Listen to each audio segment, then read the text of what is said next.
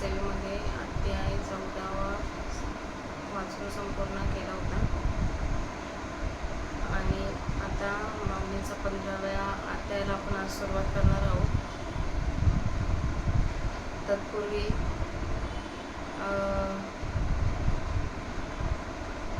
थोडासा अध्याय 15 बद्दलची एक छोटी आठवण मला इथे शेअर करायला आवडेल. तर 2024मध्ये जानेवारीच्या महिन्यात जेव्हा माझी गाथा माझ्या आयुष्यात आली, म्हणजे तिचा जेव्हा जन्म झाला त्यावेळेस काही कॉम्प्लिकेशन आलेले आणि तिच्या पायगुणामुळे, म्हणजे माझ्या गाथाच्या पायगुणामुळे मला परत आज मी जी दिसते ती बसले तुझ्यासमोर, त्या लेकराच्या नशिबामुळेच मी इथे बसले. तर त्यावेळेस म्हणजे वाचेल का नाही माहीत नव्हतं. मी या म्हणजे त्यामागे खूप साऱ्या माणसांच्या सद्भावना, म्हणजे माझे आई वडील, माझे मिस्टर धीरज, परत माझी मोठी मुलगी आद्या, माझी बहीण, ही जेवढी माझी जवळची माणसं आहेत ते यांच्या सगळ्या मनापासून येणाऱ्या भावना, त्यांचे आशीर्वाद, माझे सासू सासरे,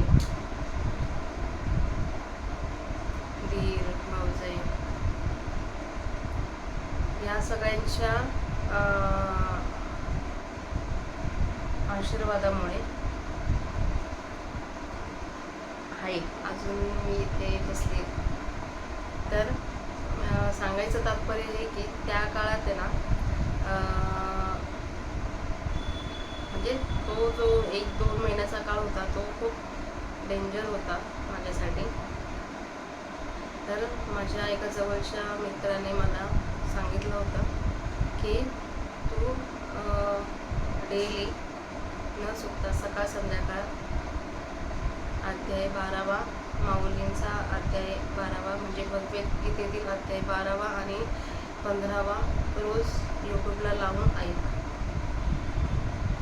तर मी म्हटलं असं कोण सजेशन देतं की नुसतं श्लोक ऐकल्याने परिस्थिती बदलेल.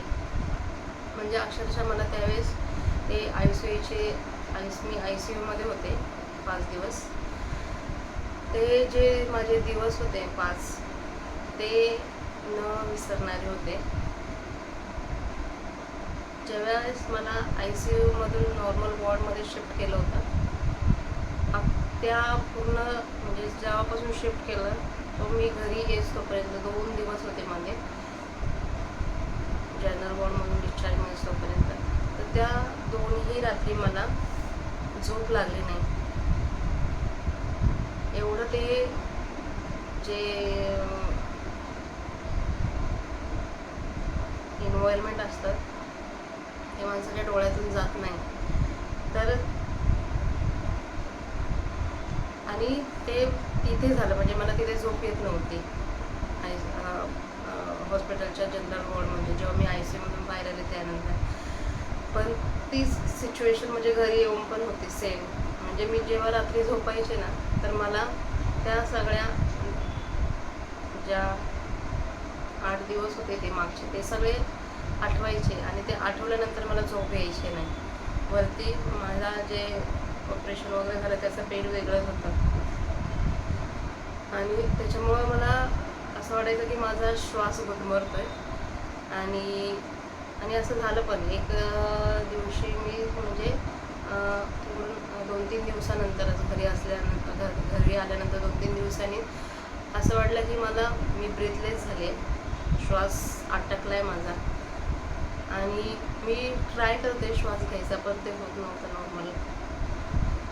आणि मग घरामध्ये सगळे टेन्शनमध्ये. म्हणजे याच ठिकाणी माझा दादा असता तर त्याने मला मोरल सपोर्ट केला असता की नाही, ते तुझे भास आहेत.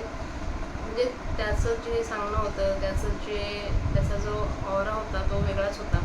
त्याने मला खूप खूप मानसिक सपोर्ट दिला असता तर त्या ठिकाणी माझा दादा असता तर. पण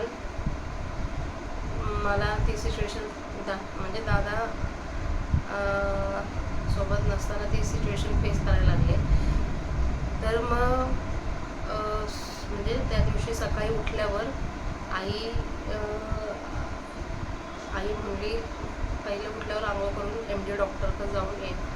आणि अक्षरशः मी आणि माझी बहीण आम्ही दोघीजणी MD डॉक्टरकडे गेलेलो. धीरज त्या दिवशी घरी नव्हते.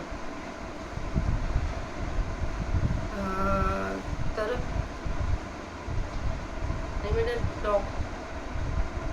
होते ते, मी आणि माझी बहीण, आम्ही असे 3 जण गेलेलो डॉक्टरकडे. तर डॉक्टरसोबत बोलल्यावर डॉक्टर म्हटला की जी भीती ना तुझ्या मनात ती बसली आहे, ती कितीतरी माणसं वरती जाऊन किती वेळा खाली येतात, पण तू घाबरलीस. तुझे घाबरणं हळूहळू कमी कर. आणि ती जी सिच्युएशन त्यावेळेस मी माझं मोजकंच फ्रेंड सर्कल आहे. जास्त म्हणजे जेवढे आहे तेवढे खूप क्लोज आहेत. आणि त्याच्यातलं प्रत्येक जण त्यावेळेस त्या प्रत्येक जणांनी माझ्यासाठी प्रार्थना केलेली, त्या प्रत्येकाची मी कृतज्ञ आहे. त्याच्यातलेच एका माझ्या मित्राने मला सांगितलेलं आहे की तू माऊलींचे आपल्या भगवद्गीतेतील अध्याय 12 आणि 15 ऐक.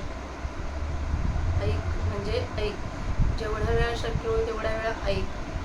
तर जसं मी अध्याय ते माऊलींचे 15वा श्लोक आणि 12वा श्लोक ऐकायला चालू केलं ना, तर हळूहळू ती जी मनातली भीती होती ती हळूहळू कमी झाली. हळूहळू मी त्या गोष्टीमधून बाहेर पडायला लागले. ती जी आठवण होती ती माझी अध्याय 15वा आणि अध्याय 12वा बद्दल होती. म्हणजे माहीत नाही काय असतं या गोष्टींमध्ये, पण आहे ह्या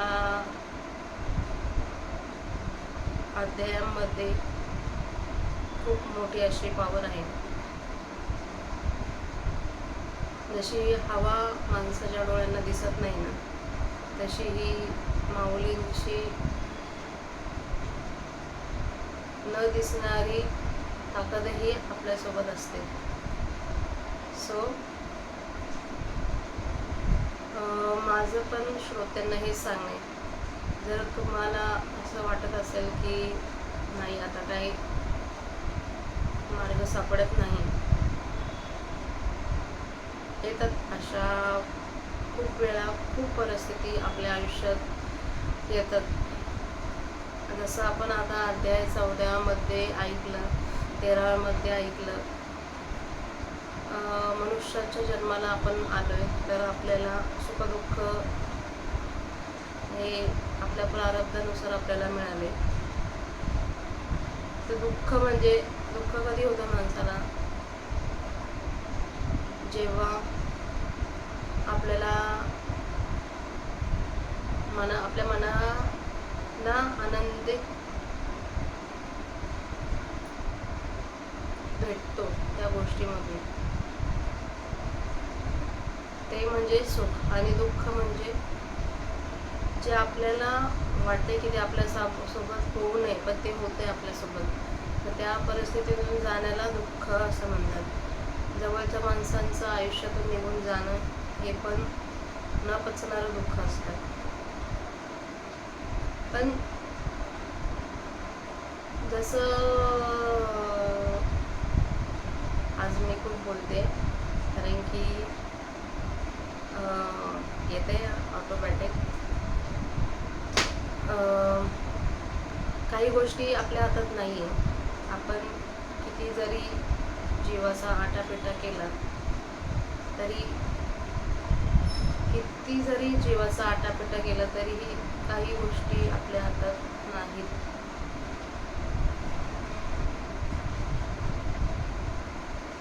आम्हाला म्हणजे माझ्या फॅमिलीला कल्पना नव्हती. ज्यावेळेस दादा आजारी पडला होता,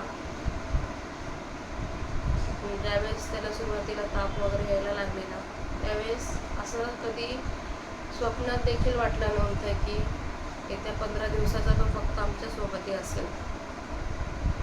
त्याचे शेवटचे 11 दिवस तर हॉस्पिटलमध्येच गेले. पण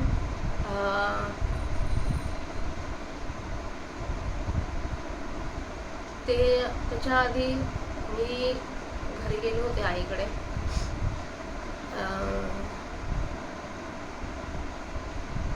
आत्याला आणायला ट्युशनमधून मी त्या इथं आईकडे गेलेले. तर मी दादाला भेटले. त्यावेळेस त्याला ताप आलेला. म्हणजे ऑफिसचं काम करून फ्रायडे होता ऑफिस. म्हणजे तो असा कधी बसत नाही. जरी थोडा आजारी असला तरी नॉर्मल बसत नाही. काम ना काय तरी चालूच असतं. पण तो त्या दिवशी झोपून होता. म्हणजे त्याला खूप ताप होता.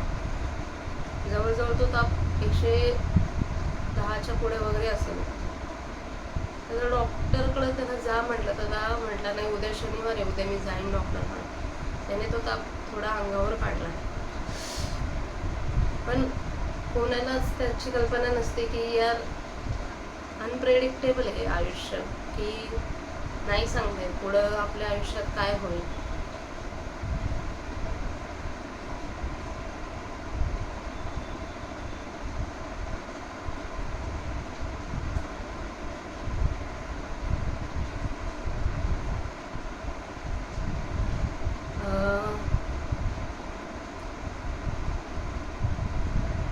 तर मला सांगण्याचं तात्पर्य काय होतं की आपल्या हातात नाही काही गोष्टी. नाही, मी आपल्या हातात कोणतीच गोष्ट नाही. आपण फक्त म्हणतो की मी हे करतो, मी ते करते, पण तसं नाही.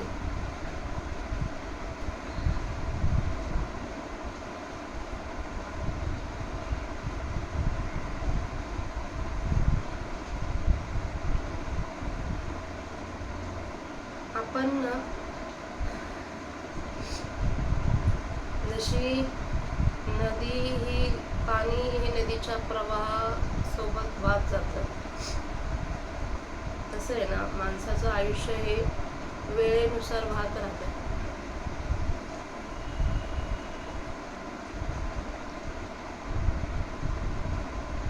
तर सांगण्याचा हेतू हाच की जोपर्यंत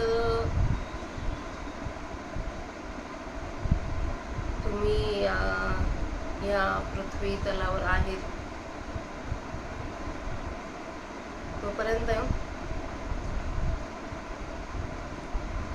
देवाचं चिंतन चालू ठेवा.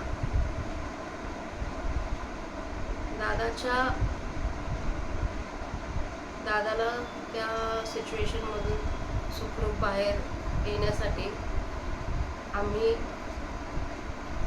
अक्षरशः 11 दिवस देवाचं जे पाहिजे ते करत होतो.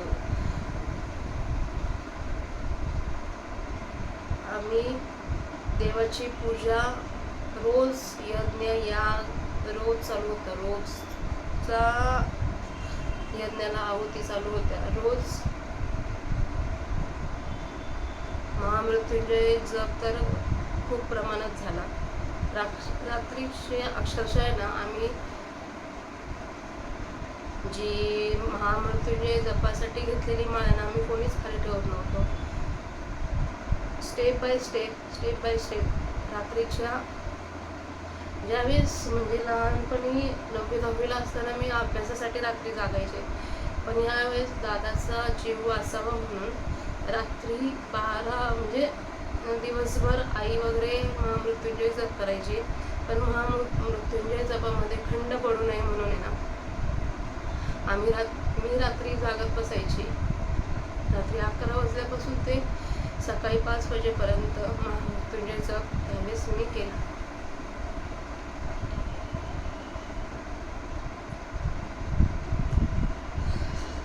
पण नाही, जे व्हायचंय ते होतच, जे आपल्या आयुष्यात घडायचे ते घडतं.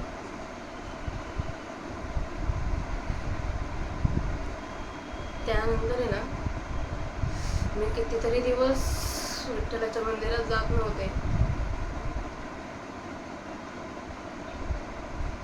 वर्षभर तरी मी मंदिरात गेले नाही.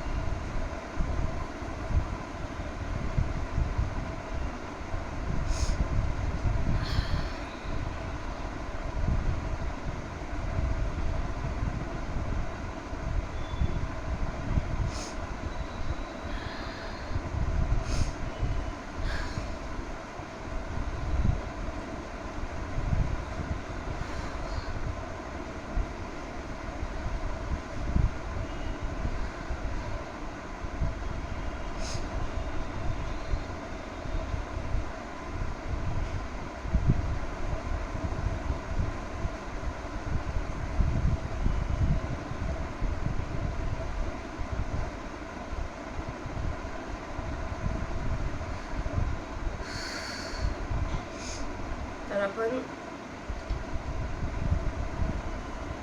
आपण आहे ना ही जागा ही म्हणजे विदाऊट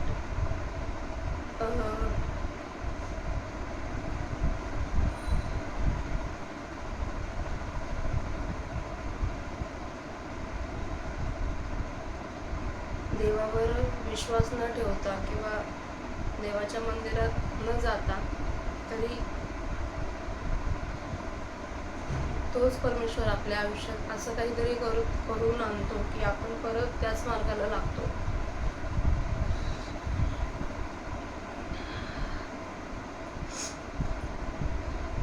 सो त्याचा जो प्लॅन असतो ना त्याच्यावर विश्वास ठेवला पाहिजे.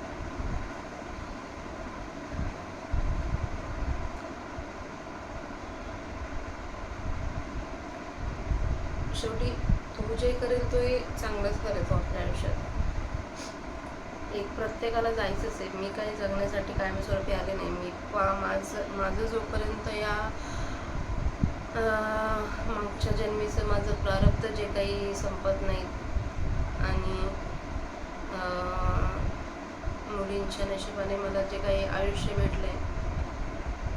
भेटलं असेल तेवढ्या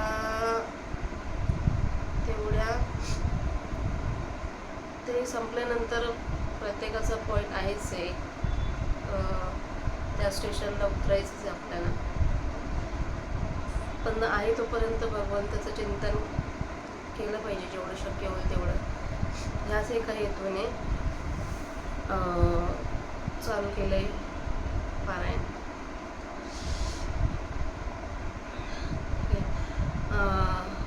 माऊलींच्या पारायणाला आता अध्याय 15 आता आपण सुरुवात करूया.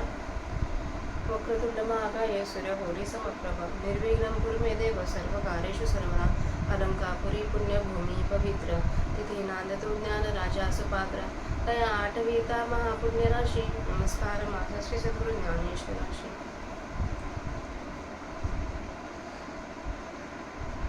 अध्याय 15. आता हृदय हे आपुले चौफाळून आपले वरी बैसाऊ पाऊले श्री गुरूंची. ऐक्य भावाची अंजुळी सर्वेंद्रिय पुडमळी भरून या पुष्पांजुळी अर्घ्यदेव. अनन्य दोखे कुवट वासनाचे तनिष्ठ ते लावलेसे अपोट चंदनाचे. प्रेमाचे निभांगारे निर्वाळुनी नृपरे लेवळे सुकुमारे पदेतिये. धनावली आवळी अविविचारे चोपडी ते घालू जोडी आंघोळीया आनंदामोद बळ सात्विकाचे मुकुळा ते उमललेले अष्टल ठेवूवरी तेथे आहे अहम हा धूप जाळू नाहम तेजो वाळू सामरसे पोटाळू निरंतर माझी तनु आणि प्राण ये दोन्ही पाहुवाले वाच श्रीचरण करू भोग मोक्ष निंबलून पायातया या गुरुचरण सेवा हो पात्रतया देवा ते सकळ अर्थ मिळावा पाठू बांधे ब्रह्मीचे विसमनेवरी उन्मेघ लाहे उजले जे वाजती ही करी सुधा सिंधू पूर्णचंद्राची या कोडी वक्तृत्वात हापे क्रोडी तैसी आणि गोडी अक्षरांते सूर्य अधिष्ठिली प्राचे जगा राणीमध्ये प्रकाशाची तैशी वाचा श्रोतया ज्ञानाची दिवाळी घरी नाद ब्रह्म खुजे कैवल्य ही तैसे न दिजे सजे ऐसा बोलू देखिजे जेने देवे श्रवण सुखाच्या मांडवी विश्वभोगी माधवी तैसे सासने बरवी वाचा वल्ली ठावो न पवता जयाचा मनसी मुरळलेली वाचा तो देव होय शब्दाचा चमत्कारू जे ज्ञानासे न चोजवे ध्यानासे जे नागवे ते अगोचर रफावे गोठी माझी एवढे एक सौभाग वळगे वाचेचे आग गुरु पद पद्म पराग लाहे जेका तरी बहु बोलू काही आची ते आणि ठाई माते वाचुनी नाही ज्ञानदेव म्हणे जे तानी आपत्ते आणि माझे गुरु से कलवते म्हणून कृपेसे एका ते झाले थिये पहा पासरोवर यागवी मेघ चातकांचे रिचवी मज लागे गोसावी तैसे केले म्हणून रिकामे तोंड करू गेले बडबड की गीता ऐसे गोड आतुडले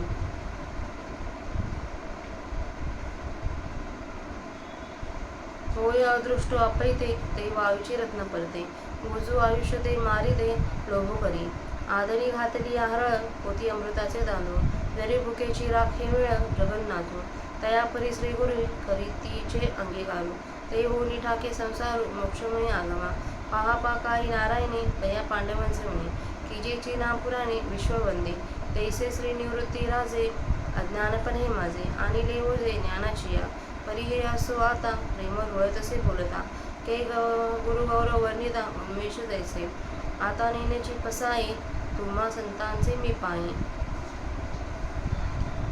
मूळ येणे अभिप्राय गीतेची तरी तोची प्रस्तुती 14व्या अध्यायाचे अंती निर्णय कल्वलपती ऐसा केला ते ज्ञान जयाच्या हाती तोची समर्थू मुक्ती तैसा शतमक संपत्ती स्वर्गीची का शत एक जन्म जो जन्मोनी ब्रह्मकर्मा करी तोची ब्रह्मा आणू नही नाना सूर्याचा प्रकाशू लाहे जेवी डोळसू ते विज्ञानेचे सौरसू मोक्षाचा तो तरी तया ज्ञाना लागे कवना पा योग्यता आगी हे पाहता जगी देखिला ऐकू जे पाताळाचे निदान नाविली किरांजन परिववावे लोचन पायाचे तैसे मोक्ष देईल ज्ञान येथ किरी नाही आन तरी तेथे तेची थारे ऐसे मन शुद्ध व्हावे तरी विरक्ती वाचून केही ज्ञानाचे तज्ञ नाही हे विचारून ठाई ठेविली देवे आता विरक्तीची गौण परी जे येऊनी मनातले वरी हे सर्वज्ञ श्रीहरी देखिले असे जे विषय रंधले रससोय जे जेवणारा ठाऊन होय तै तो ताटची साडून जाय जयापरी तैसे संसारे असमजता जानी जय जय अनित्यता ते वैराग्य दवडता पाटील आहे आता अनित्यत्व या कैसे तैसे वृक्षाकार मिशे सांगिजत असे विश्वसे पंचदशी पडिले कौतिके झाड एरी मोहरा टाके ते वेगे जैसे सुखे तैसे ते नवे जाण याची एक परी रूपकारिया कुसरी सारी तसे वारी संसाराची करुणी संसार बावे स्वरूपी अहंता ठाव होय अध्याय 15 आता हेचे आगवे ग्रंथ गर्भीचे सांगावे उपल विजेल जीवे आकर्णीचे तरी महानंद समुद्र तो पौर्णिमा चंद्र तो द्वारकेचा नरेंद्र ऐसे म्हणे अगापा पैंडू कुमरा येता स्वरूपाची आगळा करी तसे आडवारा विश्वा बासुजो तो हा जगडंबरू नोहे येत संसारू हा जाणे महातरू थांबला असे परी रुखा सारिका तळी मुळेवरी शाखा तैसा नोहे म्हणून लेखा नये कवना आगी का कुराडी होय रिगावा जरी बुडी तरी हो का फलते वेवडी वरीची वाडी जे तुटली या मुळापाशी उलंडील का शाखांशी परी देशी गोठी कायशी हा सोपा नव्हे अर्जुना हे कौतिक सांगता असे लौकिक जे वाडी अधोमुख रुखा या जैसा भानू उंचीने नोखे रश्मी जाळतळी फागे संसार हे कावरुखे झाड तैसे आणि अति नाथी त्रिदुगे रुंदले असे येण्याची एके कल्पांतीचे निउदगे व्योम जैसे का रवीच्या अस्तमानी अंधारेने कोंदी रजनी, तैसा हाची गगनी मांडला असे, या फळना चुंबिता फुलान तुरंबिता, जे काही पंडुसुता ते रूपची हा उद्भव आहे परी उन्मळीला नोई, येण्याची हा होय शाळू वळवगा, आणि उद्भव ऐसे निघादिले घेरसे, परी आधी आसोसे मुळे या, कै बलवचेची महामारी पिंपळा कावडाची आघरी, जे पारंबिया माझारी डहाळा असती, देवीचे गाधनंजा संसार तरुया, आधीची आधी खांदिया हेही नाही, तरी उद्वाईकडे शाखांचे मांदोडे दिसताती अपाडे सासिन्यले, आले गगनाचे पावेली का वारा मंडला रुखाचे न्याय, नाना अवस्थात्रय उदयाला असे, ऐसा हा ऐकू विश्वाकार विटंकू, उदबला जाणू रुको उद्भव म्हणून, आता उद्भव या कवन येथे मुळते की लक्षण, का अधोमुखपण शाखा कैसिया, अथवा दुमायया अधिजिया मुळया, तिया कोण कैसिया उद्भव शाखा, आणि अश्वत्व हायसी प्रसिद्धी कायसी, आत्मविद विलासी निर्णया केला, हे आघवेचे बरवे तुझ्या प्रतितीसे भावे, तेसे निसांग सोलिवे विनासागे, परी ऐक गा सुभगा हा प्रसंग असे तुझीशी जोगा, कानशी करी हो सर्वगा इये आथिलिया, ऐसे प्रेमरसे सुरपुरे बोलिले जव यादवरे, तव अवधान अर्जुनाकारी मूर्ती झाले, देवनिरुपती तेथे कुले एवढे श्रुतेपण भागले, जैसे आकाश केव्हा पसरले दाही दिशा, श्रीकृष्णोक्ती सागरा आगस्तीचे दुसरा, म्हणून गाठू भरो पाहे एक सरा अवघेयाचा, ऐसिया सोय सांडूनी खवळली आवडी अर्जुनी देव देखली, तेथ झालेली सुखे केली परवडली तया. तिथं आपल्या 71 उभ्यांचं वाचन झाले 15व्या अध्यायातील. आता त्यांचा मराठीत अर्थ बघा. माऊलींनी 15व्या अध्यायाची प्रस्तावनाच केली. आता आपल्या शुद्ध अंतःकरणाचा संरंग करून त्यावर श्री गुरूंची पावलांची स्थापना करू. श्री गुरु वा आपण एक आहोत अशा ऐक्यतेच्या समजूत रूपी ओंजळी सर्व इंद्रिय रूपी कमळ कळ्या भरून त्या पुष्पांजळीचे अर्घ्य श्री गुरूंच्या चरणावर देऊ. एकनिष्ठारूप स्वच्छ पाण्याने स्नान घालून श्री गुरूंच्या विषयी असलेली वासना तेच श्री गुरुस अनामिका नावाच्या गंधाचे बोट लावून श्री गुरुविषयीचे प्रेमरूपी सोने शुद्ध करून त्याच्या घागराचे वाळे सद्गुरूंच्या सुकुमार पायात घालून अनन्यतेने शुद्ध झालेले सद्गुरुविषयीचे दृढ प्रेम हीच कोणी जोडावी ते सद्गुरूच्या पायाच्या अंगठ्यात घालू. आनंदरूपी श्वासाने पूर्ण भरलेली अष्टसात्विक भावांची उमललेली कमळखाई हेच कोणी एक 8 पाकळ्यांचे कमळ ते सद्गुरूंच्या पायावर वाहू.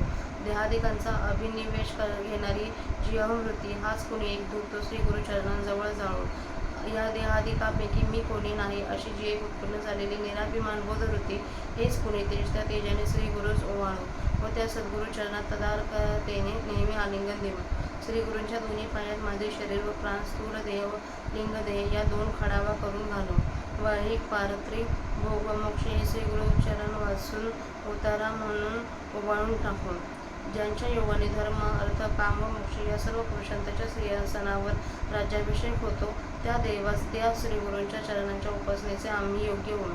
ज्या दैवाच्या योगाने ब्रह्माच्या ठिकाणची विश्रांती मिळेपर्यंत ज्ञान उत्कर्षाला पावते व जे देव या वाचेला अमृताचा समुद्र करते कोट्यावधी पूर्णचंद्र वक्तृत्वावरून ओवाळून टाकावे अशी गोडी जे देव अक्षरांना आणते. ज्याप्रमाणे सूर्याने पूर्व दिशेचा अंगीकार केला म्हणजे ती दिशा जगाला प्रकाशाचे राज्य देते त्याप्रमाणे देवाच्या योगाने वाचा श्रोत्यांना ज्ञानाची दिवाळी करते. ज्या दैवाच्या योगाने असे व्याख्यान स्फुरते की त्या व्याख्यानामुळे नाद ब्रह्म ठेंगणे होते. फार काही सांगावे त्या व्याख्यानापुढे मोक्षसुद्धा तितका शोभत नाही. श्रवण सुखाच्या मांडवामध्ये सर्व जगाला वसंत ऋतूचा उपभोग घेता येईल अशा प्रकारे व्याख्यानरूपी वेली चांगली भरास येते. ज्या देवाचा पत्ता लागत नाही म्हणून मनासह वाचा परतते तसा जो देव तो त्या देववान पुरुषाच्या शब्दाचा विषय होतो.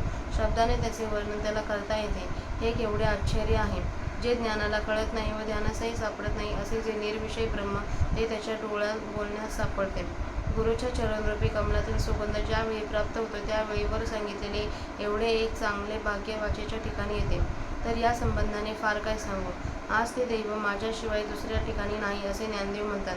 कारण की मी श्री गुरुचे ताने मूल आहे आणि माझ्या गुरूंना मी एकटेच मूल आहे म्हणून त्यांच्या त्या कृपेला मी एकटा ठिकाण झालो. पहा, चातक पक्षाकरिता मेघ जसा आपल्यातील सर्व पाण्याच्या सामग्रीची वृष्टी करतो त्याप्रमाणे सद्गुरूंनी माझ्याकरिता केले आहे. त्यांनी आपल्या कृपेचा सर्व साठा माझ्यात ओतला आहे, म्हणून माझे रिकामे शास्त्र वगैरे न पडलेले तोंड बडबड करून गेले. तो त्या बोलण्यात गीतेसारखा म्हणजे ब्रह्मरसाने भरलेले गोड शास्त्र सहज सापडले. दैव जर अनुकूल झाले तर वाळूची रत्ने होतात, अथवा जर आयुष्य अनुकूल असले तर जीव घ्यावयास आलेलाही प्रेम करतो. श्री जगन्नाथाच्या मनातून जर कोणाच्या भुकेची वेळ निभावून न्यावी असेल तर आधनात घातलेले वाळूचे खडेही अमृताचे तांदूळ गळतात. त्याप्रमाणे श्री गुरु जेव्हा एखाद्यांचा अंगीकार करतात तेव्हा त्यांचे सर्व जीवित सुखमय होऊन राहते. असे पहा की त्या पांडवांच्या ठिकाणी कित्येक प्रकारची वैगुण्य असताही जगास पूज्य अशी त्यांची त्या पांडवांच्या वैगुण्याची पुराणे श्रीकृष्णांनी करून टाकली नाहीत काय? त्याप्रमाणे श्री निवृत्तीनाथांनी माझे अज्ञानपण ज्ञानाच्या योग्यते सांगले. पण आता हे गुरुकृपेचे वर्णन राहू द्या, कारण की त्या वर्णनाने गुरुविषयीचे शुद्ध प्रेम मलिन होते. श्री गुरुचे महत्त्व वर्णन करणारे ज्ञान खोटे आहे. आता त्याच श्रीगुरूंच्या प्रसन्नतेच्या जोरावर गीतेचे हृदय इगत सांगण्याच्या साधनाने मी ज्ञानदेव तुमच्या संतांच्या चरणाची सेवा करीन. तर आता तोच अभिप्राय ऐका की मोक्षाचे स्वामी जो श्रीकृष्ण परमात्मा त्याने 14व्या अध्यायाच्या शेवटी असा सिद्धांत केला की ज्याप्रमाणे 100 यज्ञ केलेला पुरुष स्वर्गाचे ऐश्वर इंद्रपद मिळवण्यात समर्थ होतो, त्याप्रमाणे ज्ञान ज्याच्या हस्तगत झालेला आहे तोच मोक्ष मिळवण्यास समर्थ होतो. अथवा लागोपाठ 100 ब्राह्मण जन्म प्राप्त होऊन त्यात जन्म जो ब्रह्मकर्म करतो तोच काय तो ब्रह्मदेव होतो, दुसरा कोणी होत नाही. अथवा ज्याप्रमाणे डोळ्याला सूर्यप्रकाशाचा लाभ घेता येतो त्याप्रमाणे ज्ञानाने ज्ञानी पुरुषाला मोक्षाची योग्यता प्राप्त होते. तर त्या ज्ञानाकरता कोणाच्या अंगात योग्यता आहे याचा विचार करता तशी योग्यता असणारा जगात एक नजरेस पडला. द्रव्यांजन हे जमिनीत खोल पुरलेले देखील द्रव्य निश्चय करून दाखवेल, परंतु ते घालण्यास पायाचे डोळे पाहिजेत. त्याप्रमाणे ज्ञान मोक्ष देईल, यात खरोखरच अन्यथा नाही. पण ते ज्ञान टिकेल असे मन शुद्ध पाहिजे. तर वैराग्यापासून कुठेही ज्ञान टिकायचे नाही, हे देवाने आपल्याशी विचार करून ठेवले आहे. आता वैराग्याचा असा कोणता प्रकार आहे की जो आपण होऊन मुमुक्षाच्या मनाला माळ घालील, हे देखील सर्व जाणणाऱ्या श्रीहरीने विचार करून पाहिले आहे. ज्याप्रमाणे विष घालून तयार केलेले अन्न जेव्हा जेवणाऱ्यास माहीत होते तेव्हा तो जसा त्याच्या पुढे असलेले अन्न वाढलेले पात्रच टाकून निघून जातो, त्याप्रमाणे या सर्व संसाराला अनित्यता आहे असे ज्या वेळेला कळेल त्यावेळी वैराग्याला घालवून दिले तरी ते वैराग्य आपण होऊन साधकाच्या पाठीमागे लागेल.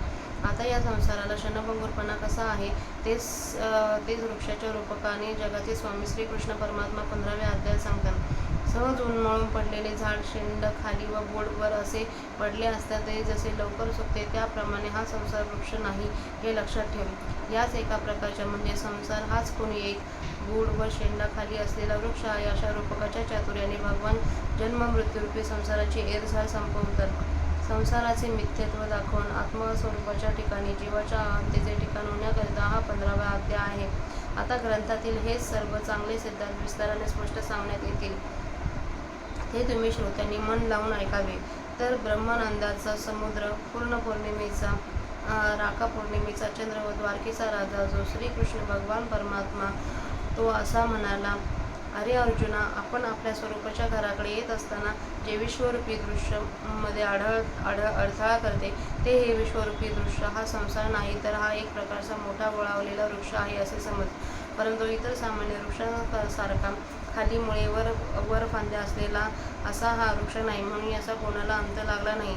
जर इतर वृक्षांप्रमाणे याच्या पुढाशी अग्नी व पुराण यांचा प्रवेश झाला असता तर वरचा विस्तार केवढा का असेना, तरी इतर वृक्ष जसा मुळाशी तुटला असता फांद्यांचा उन्मळून पडतो तसा हा पडला असता, पण या संसार वृक्षाची तशी गोष्ट कोडली, म्हणून हा सोपा नाही.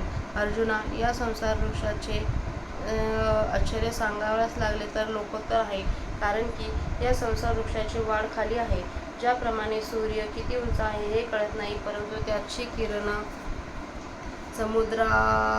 समुद्राय खाली पसरतो, तसा हा संसार वृक्ष आश्चर्यकारक आहे. ज्याप्रमाणे प्रलय काळाच्या उदकाने आकाश व्यापले जाते त्याप्रमाणे जितके म्हणून आहे आणि नाही तेवढे या एकट्या संसार वृक्षाने अडवले व्यापले आहे. अथवा सूर्याचा अस्त झाला म्हणजे जशी रात्र अंधाराने व्यापून जाते त्याप्रमाणे ह्याच एका वृक्षाने आकाश व्यापले आहे. अर्जुन, या संसार वृक्षाचे फळ खाण्याकरिता पाहू गेले तर याला फळ नाही व वास घेण्याकरिता फूल पाहू गेले तर याला फूल नाही, मग जे काही आहे ते हा वृक्षच आहे. हा संसार वृक्ष वर मूळ असलेला आहे, परंतु हा उपटून पडलेला नाही. याच्या कारणाने अर्जुना हा नेहमी हिरवागार आहे आणि हा संसार वृक्ष वर मूळ असलेला आहे असे सांगितले खरे, परंतु याला काहीही पुष्कळ मुळे आहेत. झपाट्याने वाढणाऱ्या लवाळाच्या गवताप्रमाणे जो आहे, तसाच पिंपळाप्रमाणे अथवा वडाच्या वृक्षाप्रमाणे हा संसार वृक्ष आहे. कारण की पिंपळाप्रमाणे अथवा वडाप्रमाणे याच्या पारंब्यांमध्ये डहाळ्या आहेत, त्याप्रमाणे अर्जुना या संसार वृक्षालाच खालीच फांद्या आहेत असे नाही, तर वरच्या बाजूच्या फांद्यांस पुष्कळ समुदाय विस्तारलेले आहेत. हा संसार वृक्ष म्हणजे आकाशात जणू काय वेलाच्या रूपाने नटले आहे, अथवा संसार वृक्षाच्या आकाराने वारा विस्तारला आहे, किंवा या संसार वृक्षाच्या रूपाने अवस्थात्रयाने उदय केला आहे. असा एक वर मूळ असलेला विश्वाकार वृक्ष घनदाट उगवलेला आहे असे समज. आता या संसार वृक्षाच्या वरचा भाग काय आहे, संसार वृक्षाचे जे मूळ आहे त्याचे लक्षण काय आहे, व याच्या खाली वाढण्याचा का स्वभाव आहे, व याच्या फांद्या कशा आहेत, अथवा या वृक्षाखाली ज्या मुळ्या आहेत त्या कोणत्या, व वरच्या शाखा कोणत्या व कशा आहेत, आणि यांची अश्वत्थ अशी प्रसिद्ध कशा करता आहे, आणि आत्मज्ञानी लोकांनी या अश्वत्थाबद्दल जो काही निर्णय केला आहे, अर्जुना ह्या सर्व गोष्टी तुझ्या चांगल्या अनुभवाला येतील त्याच्या निर्मळ खुलाशाने सांगू. परंतु हे भाग्यवान अर्जुना ऐक, हा विषय श्रवण करण्यास तूच योग्य आहेस. म्हणून हे अंतःकरण संपन्न अर्जुना, तू आपल्या सर्व जगास अंगास कानच कर. जेव्हा श्रीकृष्ण परमात्म्यांनी प्रेम रसाच्या अतिशय भराने असे भाषण केले, तेव्हा अर्जुनाच्या आकाराने अवधान प्रकट केले. आकाशा एवढे अपरिमित असून त्यास जसे दाही दिशांनी कवटाळले आहे, त्याप्रमाणे श्रीकृष्णाचे बोलणे व्यापक असताही ते अर्जुनाच्या अवधानापुढे अगदी अल्प असे झाले. इतके अर्जुनाचे अवधान वाढले. श्रीकृष्णाच्या निरूपण रूप समुद्रास प्राशन करणारा अर्जुन हा दुसरा अगस्त्य ऋषीच उत्पन्न झाला. म्हणून तो श्रीकृष्णाच्या संपूर्ण निरूपणाचा एकदम गोड गोळीनाच पाहू लागला. श्रीकृष्णाने याप्रमाणे अर्जुनाच्या ठिकाणी श्रवणाविषयी अमर्याद आवड उत्पन्न झालेले पाहिले, तेव्हा त्यास श्रीकृष्णात जे सुख झाले ते सुख त्यांनी अर्जुनावरून ओवाळून टाकले.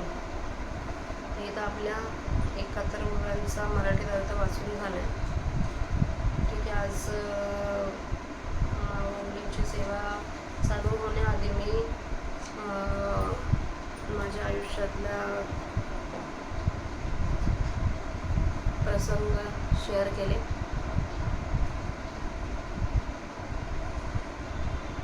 त्या गोष्टीमधून जसं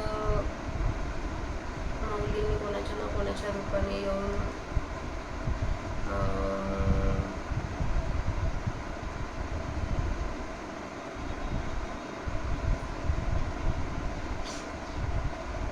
त्या गोष्टींना सामोरे जायची ताकद दिली. तसेच माऊलींनी ह्या सर्व श्रोत्यांना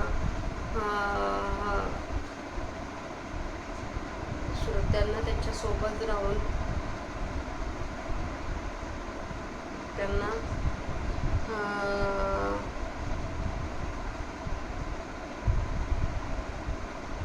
आशीर्वाद देऊन त्यांचं जीवन सुखमय करावे हीच माऊलींजवळ प्रार्थना. झालेली सेवा माऊलींच्या समाधीवर अर्पण करूया आणि सेवेला स्वल्पविराम देऊया. रामकृष्ण हरी.